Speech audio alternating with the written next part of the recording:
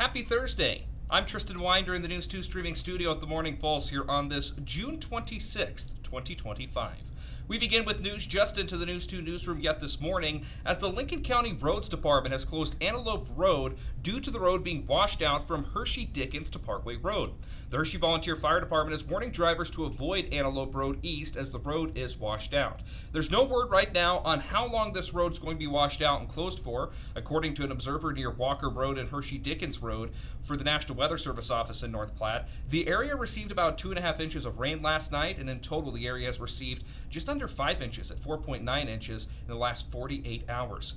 Meteorologists say the dry conditions could help with the water drainage in the area, but it has been quite the wet couple of days here. A lot of precipitation, a lot of moisture. And in other news that broke yesterday, recent rains coupled with increased vehicle traffic has created some unhappy campers as well, as the Lincoln County Roads Department has closed Hidden Lakes Road after heavy rains and vehicle traffic tore up parts of the road. This has created a detour to Shack Road for visitors of the I-80 Lakeside Campground. Officials hope that the road repairs will be in effect later today. Of course, this is going to be weather permitting, but a lot of rain in the area. I checked my rain gauge this morning and it was just under 3 inches, but I don't believe I drained it after the rainfall we received earlier on in the week. And then we do have historic rainfall that occurred in the Tri-Cities, forcing some dangerous situations in the Grand Island area specifically. Of course, the big news for the state yesterday, Nebraska Land Day is announcing that they were trading one reigning CMA Artist of the Year for another, as Eric Church is now set to perform in North Platte this Friday as part of the Vero Wireless Summer Jam concert series. Nebraska Land Day's leadership officially made the announcement early Wednesday afternoon. Speculation began to swirl as to whether or not Luke Bryan would be performing in Greater Nebraska after illnesses forced the cancellation of 2 shows for Luke Bryan late last week. We're set, we're ready, and this is just one of those things that when it happens, you'll roll with it. And for the most part, well, I'm going to say for 100% of the board was, you had a big, kind of groan when I said the bad news. And then when you bring the good news, everybody's like, oh, okay, here we go, So the board's satisfied, they're happy. Things are in place. We're going to have a concert Friday and Saturday.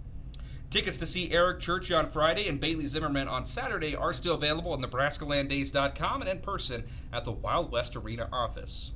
Now to some health news. The first reported human case of West Nile virus for 2025 has been detected in east central Nebraska. While no mosquitoes in the state have tested positive for the virus yet, the East Central District Health Department says it's important to remember that not all areas where mosquitoes are found are actually sampled. So there are still some that may be carrying West Nile. Places you'll most often find them are in standing water, whether that's a pool, backyard, or at parks. DHHS also says wearing bug spray and long sleeve clothing can help prevent West Nile infection.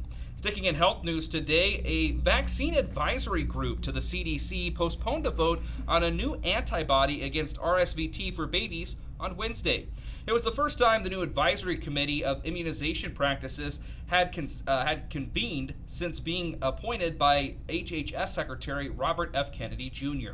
He abruptly dismissed the previous panel earlier this month. The vote on whether to recommend the antibody made by drug company Merck is now scheduled for today. The FDA approved the antibody known by brand name Influencia earlier this month. And in other national news today, parents, listen on up. A major retailer says that it plans to hold prices at 2024 levels for many key back-to-school items this fall. Target made the announcement for the upcoming school year. Its popular list of the 20 must-have school supplies, adding up to a total of less than $20, will return. Target also says that shoppers will be able to find a wide variety of affordable products starting at just $5. Also returning are the 20% off student and teacher discounts as well at Target. My goodness, we're here in the end of June and talking about back to school. My gosh. And in your consumer news today, Chick-fil-A once again topping customer satisfaction. It's the 11th year in a row for the Georgia-based chain to rank first among quick service restaurants. The American Customer Satisfaction Index is based on surveys of more than 16,000 people. Chick-fil-A came out on top with a score of 83 out of 100. Panda Express and Starbucks tying for second with 80 points each.